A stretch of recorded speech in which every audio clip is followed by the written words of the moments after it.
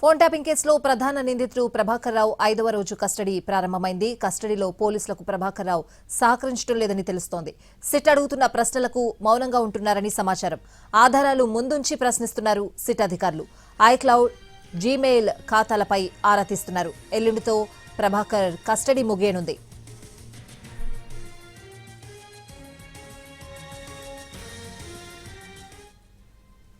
Phone tapping కేసులో ప్రధాన నిందితుడు ప్రభాకర్ రావు 5వ రోజు కస్టడీ ప్రారంభమైంది.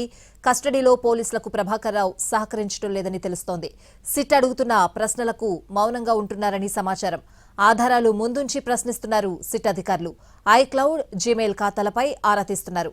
ఎల్లుండితో ప్రభాకర్ రావు కస్టడీ ముగియనుంది.